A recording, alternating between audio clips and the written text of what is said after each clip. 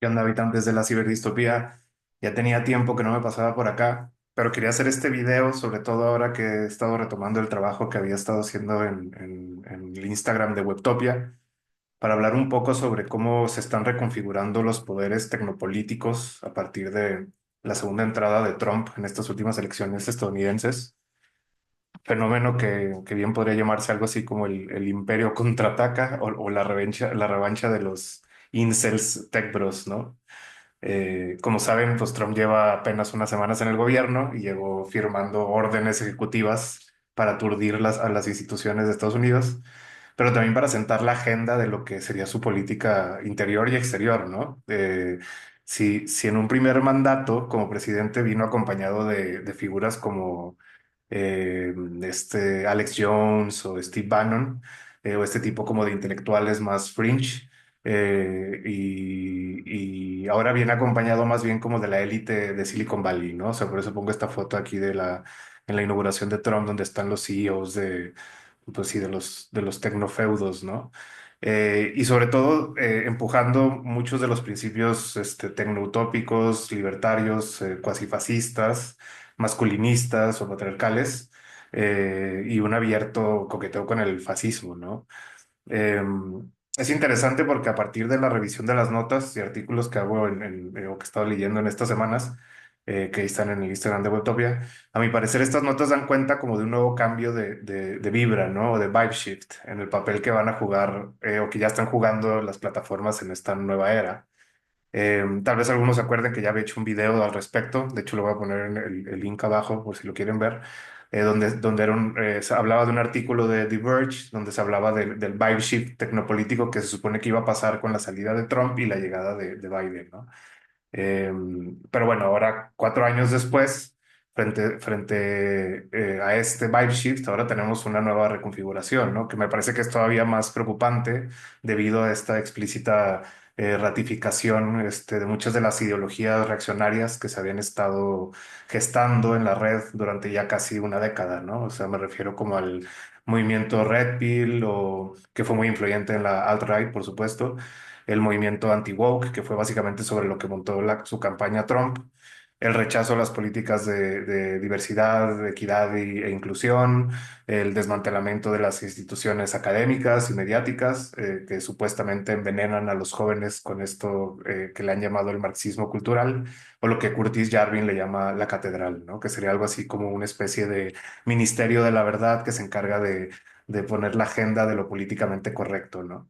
Además de, bueno, claro, la xenofobia, el racismo, el rechazo a la inmigración, la reivindicación de la masculinidad, que creo que también está muy presente en este tipo de discursos, el natalismo de Musk, por ejemplo, la cultura financiera de tipo el grindset mindset, o este tipo, la mentalidad de tiburón, como le llamamos en México, estéticas como lo del tradwife o el cottagecore o demás tendencias conservadoras que parecen añorar un pasado que ya no existe, ¿no? Pero que intentan regresar.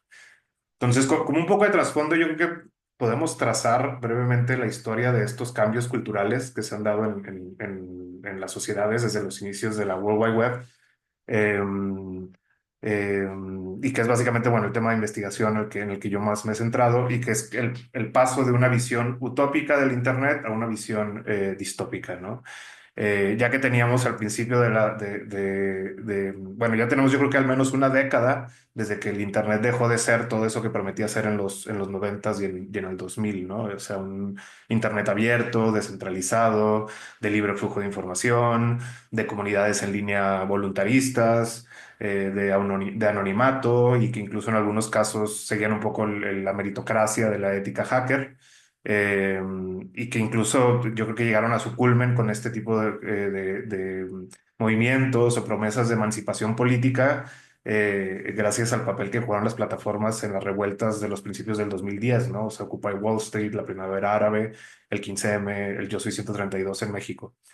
Y a mi parecer, todas estas narrativas tecnotópicas progres se cayeron durante la campaña política de Trump en el 2016, ¿no? Porque fue donde yo creo que es el momento donde nos dimos cuenta de cómo las redes sociales no eran estos espacios neutrales, libres, abiertos, sino que más bien podían ser usados para manipular a la gente, y de donde bueno, donde ya empezamos a saber que Internet era más bien una herramienta de vigilancia, donde se hablaba, no sé, de la injerencia rusa en las elecciones de Estados Unidos. Luego vino el escándalo de Cambridge Analytica y todo eso, ¿no? Yo creo que para mí ese es el punto de inflexión en el que pasamos de ver el Internet como un espacio utópico a uno distópico, que es en el que parece que estamos viviendo ahora, ¿no? Y bueno, como decías, esto no quiere decir que el tecnosolucionismo utópico haya muerto, ¿no? Al contrario, está más fuerte que nunca, pero ya no es el de la contracultura o de los valores contraculturales sobre los que supuestamente se montó el primer Silicon Valley, sino más bien los de la aceleración, la colonización espacial, la búsqueda de la vida eterna, por ejemplo, con Bezos, o la edición genética con CRISPR, y todas estas demás derivas transhumanistas que solo le sirven a los billonarios en realidad, ¿no? Entonces, bueno, sabemos que en el 2016 salió a la luz la alt-right, un fenómeno de memetización política desde la derecha, por ejemplo, con el uso de Pepe the Frog, o el papel que jugaron foros como 4chan o Facebook también en la conformación de discursos políticos conservadores o que se volvieron al final anti-woke, ¿no? Y que son los que ahora regresan con toda fuerza al mainstream, ¿no? Si es que todavía sigue existiendo algo así, y que son los que parecen que van a gobernar ahora, ¿no? Pero bueno, con esta nueva llegada de Trump, parece que las cosas parecen tomar un cariz todavía más sombrío, ¿no? Entonces, bueno, cuál es el vibe shift de ahora, ¿no? ¿En qué momento estamos? Y yo creo que esta foto dice mucho porque pues ahí tienes a los CEOs de los feudos digitales, los sospechosos usuales. Ahí está Zuckerberg, está Bezos, está Pichai, el CEO de Google o de Alphabet. Eh, y bueno, y también el palero este neonazi de Elon Musk, bueno, ya saben que ha tomado un protagonismo importante en estas semanas que lleva Trump apenas de presidente, ¿no? Y bueno, me parece que esta imagen es muy poderosa porque dice mucho sobre cómo se están alineando todos estos poderes tecnofeudales con la figura de Trump, ¿no? Recordemos que la primera vez que llegó Trump a la presidencia, muchos de estos CEOs o muchas de estas compañías en realidad estaban más alineadas con el wokeismo, ¿no? Con la apertura, la inclusión, las amenidades en las oficinas, sí, sí, la inclusión de género, etcétera, ¿no? Y ahora vemos todo lo contrario, ¿no? Uno podría pensar que solo se están alineando para proteger sus compañías, sus intereses, para pagar menos impuestos, etcétera, que obviamente tiene que ver, pero creo que todavía el cambio es más profundo, ¿no?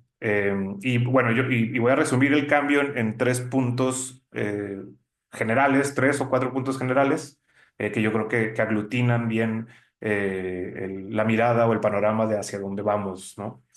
Por un lado, yo creo que el hecho que me parece que ya es una realidad innegable de que el woke ha muerto. O sea, la gente, no solo en Estados Unidos, lo vemos también no sé, en España con Vox, en Latinoamérica, los discursos populistas de derecha, que básicamente denuncian o que hubo un cansancio con los discursos de inclusión, con las demandas de los colectivos LGBT, con el feminismo radical, con las políticas de la identidad, la diversidad, etcétera, ¿no? ¿Y por qué se dio este cansancio? Pues porque mucha gente comenzó a ver estas políticas o agendas o ideologías progresistas como excesivas, ¿no? O hasta ridículas. Entonces, el uso de pronombres alternativos, el lenguaje inclusivo, los deportistas trans, el buenondismo multicultural, la disneyificación de la cultura, o sea, es decir, esta inclusión forzada de minorías en los medios. Todo este tipo de cosas cansaron a la gente, ¿no? Sobre todo a la gente que pues, no estaba alineada políticamente de un lado por otro, pero que bueno, se empieza a generar este discurso y empiezan a sumarse a este discurso, ¿no? Bueno, esta postura política, ¿no? Entonces todo esto, el wokismo, lapidado bajo la excusa de que debemos regresar al sentido común, que fue una de las frases que se repitió mucho en la campaña de Trump y en los medios, en Fox se repite a cada rato, esta retórica de decir las cosas como son, como si ellos fueran los que dicen las cosas directamente y no se andan con bullshit. Lo cual es importante porque para quienes han leído a Bourdieu, básicamente no es que signifique decir las cosas como son, sino más bien que se hagan las cosas como nosotros decimos, ¿no? Es decir, detentar el nomos, que era lo que decía Bourdieu, es decir, los principios desde los que vemos y dividimos el mundo, ¿no? Entonces, esta guerra en cuanto a los discursos, a la retórica es importante porque quien detenta el nomos es quien detenta los principios de división del mundo, ¿no?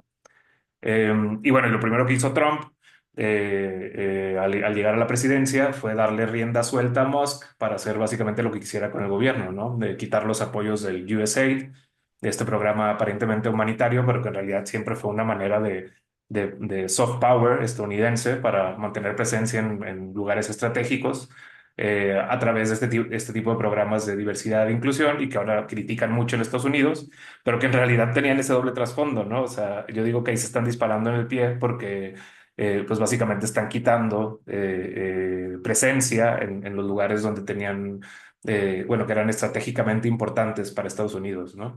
Pero para Trump nada de eso vale la pena, entonces así que puso a Musk a través de este departamento ficticio de eficiencia gubernamental o el DOGE, que ni es departamento oficial, pero sí es meme. Digo, sabemos que Musk ha invertido en el meme coin de Doge.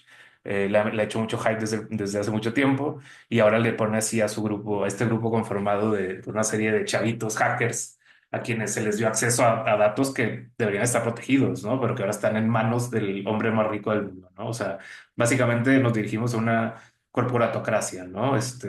Ya ni siquiera una democracia, pseudo-democracia como la que tenía la Estados Unidos, sino básicamente ahora sí empresarios, y billonarios, moviendo el gobierno de Estados Unidos y por tanto del mundo en cierto sentido, ¿no? Entonces, yo creo que este sería el segundo aspecto, ¿no? La muerte del soft power o de las políticas diplomáticas muy en la línea de los demócratas, es decir, del discurso, de la sutileza política, de los acuerdos. Y en cambio tenemos a Trump diciendo a un lado de Netanyahu que Estados Unidos va a invadir Gaza y lo va a poseer para convertirlo como una especie de resort, básicamente, ¿no? O en decir que va a invadir México para enfrentar a los carteles eh, así nada más por sus huevos, ¿no? O sea, cosas que no se hacían o que no se decían tan abiertamente en la política previa, ¿no? Eh, y bueno, entonces para mí esto es como un regreso a una realpolitik, donde cada quien hace lo que quiere, cada país hace lo que quiere, y donde los más fuertes ganan, ¿no? O sea, ya la ONU ni siquiera parece que ni existe, ni siquiera tiene legitimidad para nada, ni capacidad de acción. Estados Unidos ya se salió de varios organismos internacionales. Esto, ¿no? O sea, el panorama de una geopolítica post Guerra Fría, que era la que imaginaba Fukuyama, de democracias liberales, pues no, ya no existe, ¿no? O sea, regresamos a una realpolitik eh, de free for all, ¿no? O una, como gusta decirle, una Mad Max politics, o sea, una política de Mad Max, ¿no? Donde cada quien básicamente está viendo por sus recursos y sin una visión humana, pisando al otro, etcétera. Entonces, eso, ¿no? Ahí está el segundo, ¿no? La muerte del hard power, digo, la muerte del soft power y el regreso del hard power. Y luego, además, también frente al cansancio del discurso woke, parece que ha surgido una especie de revancha de los incels, ¿no? Incels que se metieron al gimnasio y luego comenzaron a tomar testosterona. Irónicamente, algo que tienen mucho en común con sus enemigos, los trans, y que más bien están reivindicando una masculinidad, ¿no? O sea, vemos ahora a Zuckerberg, que pasó de ser un nerd a ser ahora un peleador de MMA, Jeff Bezos, que también era un nerd y ahora se empezó a meter testosterona para verse más masculino, y Musk, ni se diga con este discurso tan abiertamente reaccionario, su saludo evidentemente nazi, que se aventó. Y que todo esto ya está teniendo efecto en las acciones de las empresas, ¿no? Las empresas empezaron a quitar sus políticas corporativas de equidad y de género para alinearse con este discurso reaccionario de Trump, ¿no? Porque para la visión de los reaccionarios es que la sociedad se volvió muy suave, muy inclusiva, muy pseudo pacífica, muy buenondista, muy abierta, es decir, como muy femenina, ¿no? Entonces, lo que parece que están proponiendo es más bien inyectar masculinidad a la cultura, ¿no? Es decir, agresividad, determinación, explosividad, ímpetu, al final fuerza, ¿no? Y sobre todo fuerza violenta, ¿no? Y como decía, esto va mucho de la mano con estas subculturas que se fueron gestando en la última década, en lo que le llamaban la manosphere o la esfera masculina online, la emergencia de movimientos estos de tipo coaching, de superación personal, de wellness, esto de mentalidad de tiburón, las finanzas, el cripto, o sea, digo, qué cosa más masculina que los espacios digitales de las criptomonedas, ¿no? Entonces, este regreso bueno, no regreso, una reivindicación de un nuevo tipo de masculinidad abiertamente violenta y, pues sí, de fuerza, ¿no?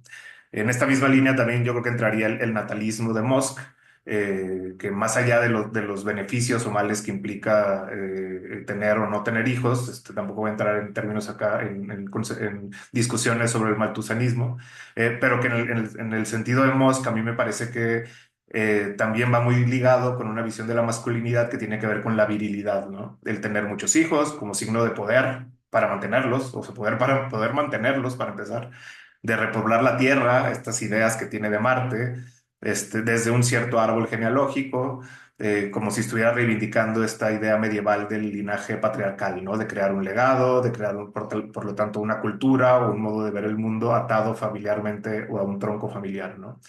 Y construir básicamente a la familia como una institución social, ¿no? Y sobre todo esto que también va de la mano con el rechazo a la homosexualidad y a o bueno, que ven la agenda LGBT como si estuviera amenazando a la familia nuclear. Entonces eso por el otro lado, la reivindicación de la masculinidad, inyectarla a la cultura y hacerla política, ¿no? Y yo creo que por último lo que entraría también sería obviamente la xenofobia, específicamente un reforzamiento de la sinofobia, que ahorita es excusa o pretexto de la nueva agenda proteccionista de Trump, donde todo lo chino se ve como una amenaza, porque evidentemente Estados Unidos se rehúsa a renunciar al excepcionalismo americano y a vivir en un mundo multipolar como el que ya vivimos, porque quiere seguir siendo centro del mundo y no quiere aceptar que ya existen otras potencias que le son rivales militares y tecnológicos, ¿no? Que ya tienen infraestructura tecnológica que no se alinea necesariamente con sus intereses o agendas geopolíticas, ¿no? Entonces, esto lo vimos en estas últimas semanas con el caso de DeepSeek, la nueva IA china, que al parecer es más barata, eh, pero bueno, que le criticaron que había copiado los modelos de OpenAI, como si OpenAI no hubiera sido el primero en hacer extractivismo cognitivo de datos en todo este tiempo, ¿no? O sea, al final es lo mismo. Eh, y bueno, y se sigue empujando la idea de que todo lo chino es malo o de mala calidad, cuando irónicamente Estados Unidos es el que parece que está adoptando un gobierno cada vez más parecido al chino, ¿no? O más autoritario, con bloqueos de aplicaciones, con onshoring de datos, con pues sí, este proteccionismo digital y económico, ¿no? Mientras tanto en China haya sido como haya sido, ya es una potencia tecnológica que está a la par de Estados Unidos y entonces obviamente la reacción pues va de la mano con la xenofobia, políticas de inmigración, querer quitar el Ius Soli, por ejemplo, a los hijos de los inmigrantes que nacen en Estados Unidos. Y que bueno, básicamente para contener la migración. Algo que en Europa ya pasa desde hace mucho, ¿no? El Ius Soli no existe en muchos países de Europa y ahora Estados Unidos lo quiere quitar también. Esto para regular los flujos migratorios, ¿no? Entonces, yo creo que por el momento yo creo que eso es lo que veo, ¿no? O sea, lo que nos ha mostrado Trump hasta ahora es esta reivindicación, pero bueno, por un lado la muerte del woke, como decía, el cambio del soft power al hard power, esta reivindicación de la masculinidad como cultura hegemónica, de fuerza física y de violencia abierta, y el proteccionismo también xenofóbico, ¿no? Y quien está detrás de todo esto, como ideólogo, es Curtis Yarvin. De hecho, si bien ya había tenido influencia en Trump desde hace 10 años, desde el 2016, ahora regresa con más fuerza y ahora, de hecho, incluso ya está empezando a dar más entrevistas, ya se volvió una figura más pública, ¿no? Antes era un bloguero, oscuro, pues sí, muy de nicho, igual que Nick Land. O sea que nada más gente que leía ese tipo de cosas lo conocían, pero ahora ya Curtis Yarvin adoptó una figura más pública. Igual y después hago un video en particular de Yarvin, porque, porque estaría bien deshebrar qué es lo que propone, porque parece que el gobierno de Trump está siguiendo, lo está tomando como mapa para su nueva administración.